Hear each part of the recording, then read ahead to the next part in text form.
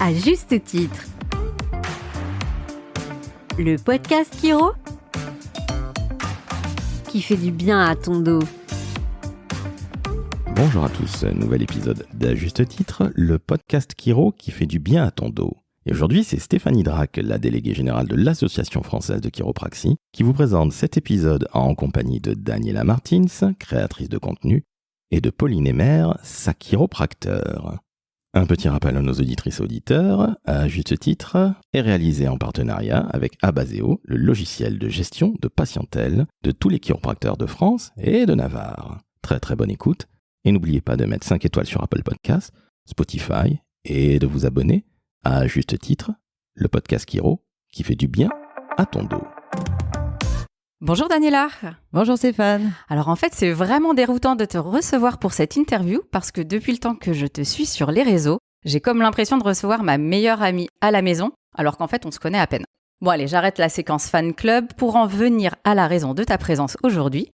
On va parler de toi, mais plus précisément de ta santé musculo-squelettique et de la place de la chiropraxie dans ta vie. Et pour en parler, nous accueillons également Pauline Emer, ta chiropracteur qui consulte à Paris et que tu consultes depuis plusieurs années déjà. Bonjour Pauline. Bonjour. Alors en fait, pour être complètement transparent avec nos auditeurs, Daniela, avant que nous ne te sollicitions il y a maintenant 3 ans, tu ne connaissais pas la chiropraxie, je crois, et c'est nous qui t'avions contacté pour découvrir cette thérapie manuelle alors que tu étais enceinte de Martin. Et je vais te laisser raconter la suite. Dis-moi Daniela, quels étaient tes besoins et tes douleurs au moment où tu as pris pour la première fois rendez-vous avec un chiropracteur ? Alors tout d'abord, coucou Stéphane et coucou Pauline aussi. Et c'est assez marrant ce que tu racontes parce que c'est très véridique et du coup je vais rentrer dans les détails. En fait, j'étais enceinte de mon 3e enfant et puis en fait j'avais des douleurs vraiment au bas du ventre. Et ça s'appelle une pubalgie. Je ne connaissais pas le nom, juste j'avais mal. Et puis j'ai posé la question sur mes réseaux sociaux en mode « Hey, qu'est-ce que je peux faire contre cette douleur-là ? Qu'est-ce que c'est ?» Et du coup, j'ai eu plein de réponses. Et ce qui revenait souvent, c'était de consulter un chiropracteur. Et c'est à la suite de cette story que tu m'as contactée, je crois. Ou en tout cas pas loin, puisque du coup j'ai pu faire une consultation avec Faustine pour cette fameuse pubalgie. Et rendons à César ce qui lui appartient, c'était la veille de ma collaboratrice Justine qui nous avait permis d'identifier cette pubalgie. Ouais. Et c'est comme ça que du coup j'ai consulté pour la première fois un chiropracteur que je ne connaissais pas et j'étais dégoûtée de me dire hey, j'ai dû attendre quand même 35 ans pour consulter un chiropracteur alors que j'ai trouvé ça vraiment très efficace. Tu peux nous en dire un peu plus justement sur cette pubalgie, c'était quel type de douleur et en combien de temps tu as pu voir des résultats ? Alors, c'est une douleur assez aiguë qui peut apparaître que tu sois debout ou même allongé au bas du ventre et au niveau du vagin. C'est ça, hein, Pauline, je dis pas de bêtises. Du pubis, donc effectivement assez proche de l'entrejambe, ouais. Et du coup, voilà, c'était une douleur assez aiguë qui pouvait apparaître sans prévenir. Et du coup, à l'époque, ça t'avait plutôt soulagé ? Moi, j'étais quand même plutôt en fin de grossesse. En tout cas, mon 3e trimestre, c'est certain. Et ça m'a carrément soulagée parce que c'est quand même une douleur assez aiguë qui peut être constante sur plusieurs jours. Et ça a été miraculeux. C'est-à-dire que je suis sortie du cabinet et je n'avais plus mal. Pauline, ça, tu peux nous le commenter un peu parce que on a bien compris que c'est pas toi qui avais reçu Daniela à l'époque, mais est-ce que tu peux nous en dire un peu plus, alors sur la pubalgie ou sur d'autres symptômes douloureux qui peuvent être ressentis par les futures mamans et que tu peux voir en cabinet ? Oui, bien sûr. Alors effectivement, comme dit Daniela, en étant enceinte, on a des douleurs qu'on n'a pas forcément le reste du temps. On peut avoir des troubles neuromusculo-squelettiques propres à la grossesse ou en tout cas de manière majorée par rapport à d'autres périodes de notre vie et notamment cette pubalgie que beaucoup de futures mamans peuvent ressentir à ce moment-là. C'est effectivement une inflammation de certains tendons qui s'insèrent donc au niveau du pubis et qui sont très handicapants parce que dès qu'on va marcher, on va recréer l'inflammation et ça peut être vraiment presque constante comme douleur. Mais une fois qu'on l'a bien identifiée, qu'on a compris d'où elle vient et comment l'aider, effectivement, et d'autant plus Faustine qui est vraiment spécialisée, donc Faustine Germe, hein, comme tu disais, rendons à César ce qu'il y a à César, qui est vraiment spécialisée dans les suivis des futures mamans et des bébés. Elle sait très bien identifier les pathologies de la future maman et va les soulager très rapidement et de manière très efficace. Sur une pubalgie, par exemple, quel type d'intervention va pouvoir proposer le chiropracteur ? Alors, en fonction du stade de la grossesse, on va pouvoir regarder la mobilité du bassin, vérifier un petit peu s'il n'y a pas des tensions dans le bas du dos ou dans les sacro-iliaques qui pourraient empêcher une bonne mobilité. Donc, travailler au niveau articulaire directement, mais également au niveau musculaire, donc au niveau de ses tendons directement, pour soulager au maximum l'insertion sur le pubis. Et si c'est efficace, de montrer pourquoi pas à la future maman des points de massage ou des étirements qu'elle peut reproduire chez elle aussi pour aider au cas où la douleur revient. Je reviens à toi, Daniela. Tu as donc 3 enfants, une vie familiale et professionnelle qui nous apparaît à tous très dense quand on te suit sur ton compte Instagram. Tu bouges beaucoup, mais j'imagine que tu es aussi souvent sur ton téléphone et ton ordinateur pour produire des contenus. Est-ce que tu sens que tes activités quotidiennes ont un impact sur ton corps, sur ta santé musculo-squelettique ? Alors, 3 choses. Soit je vieillis et c'est des douleurs de vieillesse, comme on parlait tout à l'heure. Soit je vieillis et je suis plus à l'écoute de mon corps, donc peut-être que j'avais déjà ces douleurs-là quand j'étais plus jeune, sauf que je les ignorais puisque j'étais incapable d'écouter mon corps. Ou alors, effectivement, c'est lié au fait que je sois beaucoup sur mon téléphone, sur l'ordinateur, donc toujours cette position avec la tête basse. Donc 3 possibilités, mais voilà, il y a les 3 options, ou peut-être que c'est un peu des 3. Mais ce qui est sûr, c'est que aujourd'hui, je pense que je suis quand même plus à l'écoute de mon corps et je mets des choses en place pour aller mieux, chose que je ne faisais pas quand j'étais plus jeune. Toi, Pauline, de ton côté, est-ce que ce type de profil de jeune femme hyperactive, lié à leur activité professionnelle, à leur vie familiale, est-ce que c'est des profils de patients que tu retrouves régulièrement en cabinet ? Ah oui, complètement. Effectivement, c'est quelque chose que je vois beaucoup en cabinet. Des jeunes parents dynamiques qui ont autant une vie professionnelle que personnelle assez intense, qui peuvent avoir du mal parfois à trouver du temps pour faire du sport ou avoir du temps pour soi, ou au contraire que le sport est une soupape et du coup ils vont jusqu'au bout quitte à se blesser parce qu'ils en ont besoin. Mais effectivement, c'est des profils qu'on retrouve en cabinet, surtout, alors, je sais pas si c'est lié à Paris, mais à Paris, effectivement, c'est la grande majorité de ma patientèle. D'accord, alors c'est intéressant parce que moi je te parlais de jeunes femmes, de jeunes mamans hyperactives, mais toi tu me parles des jeunes parents, donc ça veut dire que on retrouverait aussi des douleurs un peu spécifiques sur les papas. Oui, alors effectivement, c'est majoré chez les mamans, bien sûr, notant plus si elle est allaitante, notamment le fait d'avoir un nourrisson qui est dans son lit, il faut toujours se pencher pour aller le chercher, donc prendre le bébé, le récupérer, le mettre au sein ou le biberon, on est voûté au-dessus de lui parce que il est au niveau de la poitrine, on est un peu avachi, donc il y a vraiment un pattern du jeune parent entre guillemets, mais qui est majoré chez la maman parce qu'effectivement, souvent c'est la maman qui s'en occupe objectivement un peu plus au début. Donc effectivement, les jeunes mamans sont très souvent sujettes à ces tensions-là, mais il faut pas oublier les jeunes papas non plus. Donc ça va être des tensions qui vont se situer à quel niveau ? Alors principalement, ça va être au niveau du bas du dos et entre les omoplates, une grosse raideur également, surtout quand on donne le biberon ou le sein justement à bébé, où on va être un petit peu voûté au-dessus de lui. Ok, alors les jeunes papas donnent un peu moins souvent le sein au bébé, donc on est sur quel type de douleur chez eux ? Les mêmes avec le biberon, en fait, où le bébé va être aussi en face de leur torse. Ils vont avoir les mains et les épaules autour du bébé, voûtées au-dessus du bébé, qui vont, en fait, on essaye d'englober un bébé quand on lui donne à manger.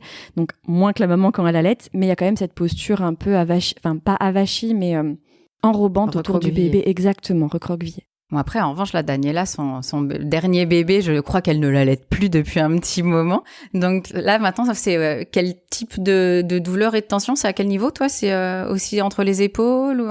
Alors moi, je gère assez bien mes douleurs, mais je vais voir Pauline quand même assez régulièrement. En fait, j'évite d'aller la voir quand c'est déjà trop tard, mais je fais un petit peu plus de prévention. En tout cas, j'essaye de faire de la prévention et d'aller la voir, si tout va bien, 2-3 fois par an. Et sinon, moi, à un moment donné, j'avais très mal à ma cheville, la hanche, etc. Et puis, je me suis rendu compte, on s'est rendu compte ensemble, toutes les deux, que c'est parce que je courais, je faisais du footing et que ce n'était pas, en tout cas, adapté à ma morphologie, à mon physique. Et j'ai arrêté, j'ai commencé à faire, en tout cas, j'ai accentué un petit peu plus un autre sport. Du coup, ça va mieux, mais ça va être en général, quand je la consulte, c'est plutôt pour mon torticolis, mais qui va avec justement le fait, à mon avis, de porter mes enfants, même si le dernier, il a 3 ans, ça reste quand même un grand bébé que je porte quand même encore pas mal. Donc, en fonction de là où tu le portes, je pense que ça peut accentuer ton petit torticolis. Ok, donc toi, ton signe d'alerte, c'est plutôt des raideurs au niveau des cervicales, quoi. C'est pour cette raison que je la consulte le plus souvent, oui. Et sur ce type de raideur, enfin cervicale, je crois qu'on parle de cervicalgie ou torticolis également. Sur la chiropraxie, va avoir quel type d'impact et comment vous travaillez les chiropracteurs sur ce type de douleur? Alors, les douleurs à la nuque, effectivement, on appelle ça une cervicalgie. Un torticolis, ça fait partie de ces cervicalgies, mais c'est qu'un symptôme ou une pathologie parmi d'autres, en fait. Il n'y a pas du tout que ça. Mais effectivement, c'est une douleur au niveau de la nuque, une cervicalgie. Et Daniela vient me voir effectivement en majorité pour ça. Au niveau de la chiropraxie, le but, ça va être d'identifier quelle est l'origine de cette douleur, déjà de voir un petit peu la mobilité, etc. de la nuque, s'il y a une raideur ou non, parce qu'on peut avoir mal en bougeant tout à fait correctement, mais on peut être aussi complètement limité si on ne va pas travailler sur la même structure. Donc l'idée pendant la séance, ça va être de bien déterminer quelle est l'origine de la douleur, comment elle est apparue, etc.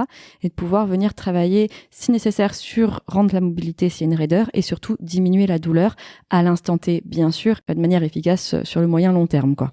Et donc, quand tu consultes Pauline sur ces douleurs cervicales, sur ton torticolis, tu observes vraiment un bienfait assez immédiat après la consultation? Ouais, d'ailleurs, on fait le test au début et à la fin de la séance en tournant la tête. Et c'est fou parce qu'à la fin de la séance, je vais beaucoup plus loin quand je tourne ma tête à gauche. J'arrive à aller beaucoup plus loin qu'au début de séance. Donc, c'est quand même assez incroyable et visible dès la fin de la séance. Donc, tu retrouves vraiment une bien meilleure amplitude de mouvement et plus de confort. Complètement. Et c'est durable? C'est instantané, c'est durable. Moi, chez moi, ça va revenir quand même à un moment donné. Mais je tiens quand même comme ça plusieurs semaines, voire plusieurs mois sans torticolis. Et ça, c'est cool. Tu me parlais aussi un petit peu plus tôt de prévention, que tu as identifié mieux que par le passé les signaux que t'envoie ton corps. Là, je m'adresse à toi, Pauline. Est-ce que c'est courant de suivre des patients sur le long terme qui, justement, n'attendent pas d'être complètement bloqués pour venir te voir? Alors, quand on vient me voir en douleur, évidemment, on va essayer de travailler sur la douleur et de la soulager au maximum. Mais quand on vient me voir dans l'urgence, c'est difficile pour moi de promettre des résultats sur le long terme en une séance. Évidemment, la chiro n'est pas magique, malheureusement. En revanche, quand on arrive à écouter son corps, les signaux d'alarme, si on commence à se rendre compte que mince, je commence à avoir un peu moins d'amplitude quand je bouge la tête, j'ai pas encore mal, mais je sens que je suis pas aussi souple que ce que je peux être, ou alors j'ai une petite gêne quand je fais ce mouvement, ça m'handicape pas, mais il y a une petite piqûre de rappel quand même.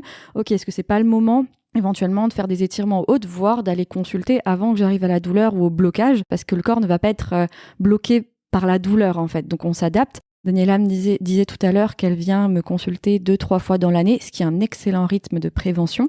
Quelqu'un qui vient me voir dans l'urgence, effectivement, je vais peut-être le voir 2-3 fois dans le mois pour aider à soulager de manière efficace l'urgence. C'est pas la meilleure solution et l'idée, c'est d'apprendre aux patients aussi à se reconnecter à leur propre corps pour mieux s'écouter.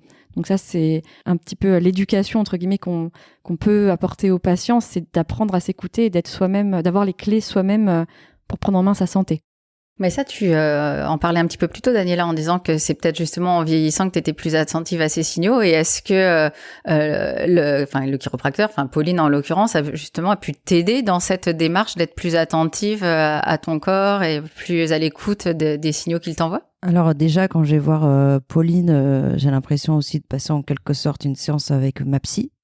Puisque on parle parfois de tout et de rien, parfois aucun rapport avec la chiropraxie, mais qui au final se rejoignent parce que oui, elle me fait prendre conscience de plein de choses et puis surtout, je lui fais confiance. Daniela, je voudrais revenir sur les contenus que je vois, moi, et que beaucoup de tes abonnés voient également sur Insta. Il me semble avoir déjà vu ton mari Julien dans le cabinet de Pauline. Alors moi, je me pose une question, c'est comment tu as fait pour l'y emmener? Parce que moi, je dirige l'association française des chiropracteurs, donc l'association française de chiropraxie, et j'ai le plus grand mal à emmener mon mari chez le chiro, parce qu'il n'a jamais mal nulle part, dit-il. Alors dis-nous tout, comment tu as fait toi pour emmener Julien chez le chiro? En fait, la réponse est toute simple, c'est qu'il a vu les bienfaits que ça avait eu sur moi, notamment au début, quand j'ai consulté pour ma pubalgie, il a vu, il a suivi les bienfaits. Alors lui qui, depuis des années, souffre d'une hernie discale, qui souffre du dos quand même assez régulièrement, en vrai, c'était une évidence et j'avais même pas à le convaincre, en fait. Il a vu les bienfaits, il se dit, au contraire, il m'a dit, je peux prendre rendez-vous aussi? Donc, c'est vraiment lui qui était en demande. Pour lui, maintenant, combien de fois il me dit je vais envoyer un message à Pauline, d'accord? Parce que là, tu vois, je suis bloquée de mon dos. Bon, voilà, c'est un homme, donc parfois il éternue, il est bloqué du dos. Bon, voilà. Bon, en tout cas, on voit que c'est un homme autonome parce qu'il prend lui-même l'initiative de contacter Pauline, c'est déjà pas mal. Ah oui, il me dit, je vais lui envoyer un message. Je dis, bon, vas-y. Et en effet, maintenant, il le fait de lui-même et il est tout à fait conquis par Pauline. Et si je peux me permettre, pour le coup, c'est toujours un peu plus tard que lorsque Daniela vient me voir en prévention. Julien, c'est pas forcément de la prévention à 100%. On a toujours un peu plus de douleur. Mais c'est pas grave, on agit tout aussi bien sur des patients qui ont des douleurs bien affirmées à l'instant T. Et c'est marrant ce qu'elle dit, Pauline, parce qu'en effet, on a l'impression que les hommes, ils sont quand même un peu moins à l'écoute de leur corps que nous, les femmes, où du coup, on est un petit peu plus attentive. Bon, c'est peut-être notre côté maternel, j'en sais rien. Et peut-être que je vais me mettre à dos quelques hommes qui écoutent ce podcast, mais je pense qu'effectivement, nous, les femmes, on est peut-être plus capables de faire de la prévention. Et c'est vrai que Julien, quand il va la voir, c'est parce qu'il est bloqué. Tu me disais également que récemment, ta sœur Kelly est également suivie par un chiropracteur. C'est toi qui lui en as parlé? Alors, ma sœur, elle habite au Luxembourg et ma sœur fait partie de mes abonnés. Et elle sait très bien que quand je partage quelque chose, c'est parce que je l'ai testé et que je le recommande vraiment. Et du coup, je l'ai effectivement conseillé d'aller voir un chiropracteur pendant qu'elle était enceinte, et notamment pour son bébé qui est né avec un gros torticolis. Et ça a été vraiment super bénéfique en quelques séances. Donc, ouais, je pense que tout mon entourage suit un chiropracteur, hein, franchement. Elle et puis même d'autres amis. Il y a vraiment un effet boule de neige. Bah, ils me font confiance. Donc, tu es vraiment une ambassadrice de la chiropraxie désormais, finalement. Faut dire ça comme ça. Bon, Pauline, donc on voit que Daniela oriente, malgré elle, finalement, même si elle a l'air consentante. En tout cas, elle oriente des profils de patients très différents vers le chiropracteur. Est-ce que tu peux nous dire à qui s'adresse la chiropraxie ? Du nouveau-né à la personne âgée, on est capable de s'adapter à chaque profil de patient. On va pas traiter de la même façon chaque profil différent évidemment, mais avec nos 5 ans d'études, on est tout à fait apte à s'adapter à chacun. Après, on peut tout à fait se spécialiser comme Faustine qui, elle, est vraiment spécialisée dans la pédiatrie par exemple et qui va vraiment accompagner les jeunes mamans et leurs bébés. On peut se spécialiser dans le sport également. Ça, moi, c'est plus mon domaine par exemple. Mais après, de manière générale, on peut voir n'importe qui, n'importe quand au cabinet. Je reviens de nouveau à toi, Daniela, parce que même si on apprécie énormément Pauline qui participe à de différents podcasts avec nous, aujourd'hui, la star, c'est toi. On a bien compris que la chiropraxie fait partie de ta routine santé désormais, que tu vois un chiropracteur en marge du partenariat qui te lie à nous sur des opérations ponctuelles. Chaque année, en effet, on travaille avec toi pour valoriser notre opération annuelle de Journée mondiale de la colonne vertébrale. Mais moi, j'avais quand même une question. Est-ce que c'est important pour toi de ne recommander justement que des approches, des produits, des soins qui t'ont toi-même convaincu ?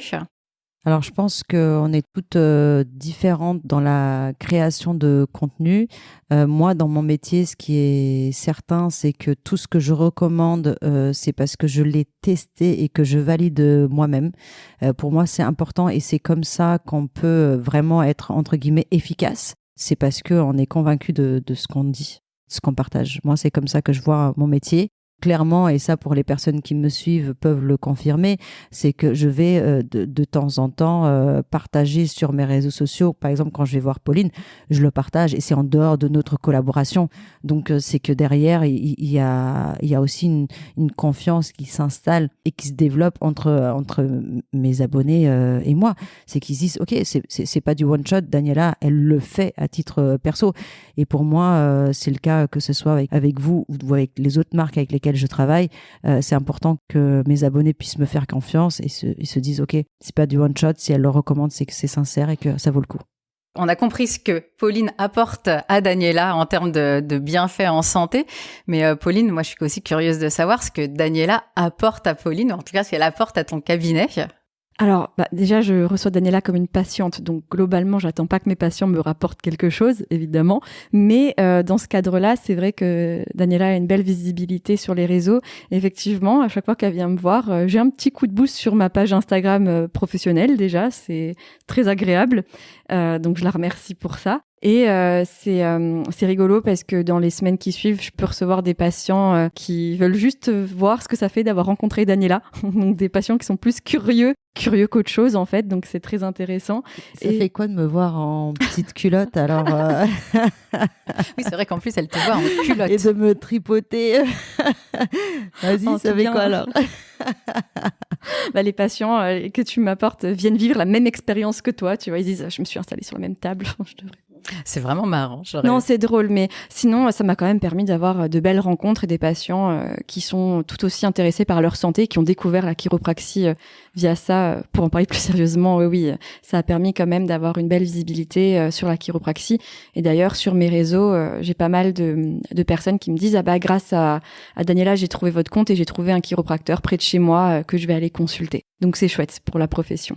Alors merci mesdames, merci Daniela, merci Pauline. Avant de vous laisser partir, j'aimerais terminer sur une note un peu plus personnelle parce que derrière les soins, les consultations et les publications Insta, il y a aussi une vraie relation, j'ai l'impression, qui s'est installée entre vous. On le constate à votre complicité aujourd'hui. Est-ce que Daniela, tu aurais un message à faire passer à Pauline Déjà, merci d'exister, c'est important, d'être toujours souriante, bienveillante, de ne jamais porter de jugement. C'est vraiment très chouette de l'avoir autour de moi et puis d'être réactive parce que moi, ça m'est déjà arrivé d'être dans le train, de lui envoyer un message et de dire « Pauline, je suis bloquée de la mâchoire ». Et j'étais là en train de lui faire une vidéo avec ma bouche comme ça. Ah, regarde, je peux pas ouvrir plus. J'avais l'air très con. Donc, elle m'a pas jugée et elle m'a fait des vidéos pour me montrer comment je pouvais soulager ma mâchoire. Et ça a été super efficace. Et voilà, je la remercie d'être aussi réactive et bienveillante. Merci. Merci beaucoup. Ça va droit au cœur. Mais effectivement, je pense que c'est important dans nos métiers déjà d'être dans le non-jugement. Ça, c'est la base de la base, hein, évidemment. Et la bienveillance également, c'est très important et primordial pour le patient. Merci à toutes les deux. Merci à toi, Daniela, de prêter ta voix aujourd'hui et ton image plus globalement à une approche de santé qui mérite d'être connue, la chiropraxie. Merci à toi, Pauline, de représenter les chiropracteurs français avec autant de professionnalisme et d'enthousiasme. Et si vous nous écoutez aujourd'hui grâce à la notoriété de Daniela, si vous avez découvert ce podcast grâce à cette nouvelle émission, n'hésitez pas à en parler autour de vous, parler du podcast à juste titre, mais également parler de la chiropraxie. Et surtout, pourquoi pas, si vous ne l'avez pas encore fait, n'hésitez pas à franchir le pas du cabinet. Merci mesdames. Merci Stéphane. Merci beaucoup. Et à très vite pour un nouvel épisode d'À Juste Titre, le podcast Chiro qui fait du bien à ton dos.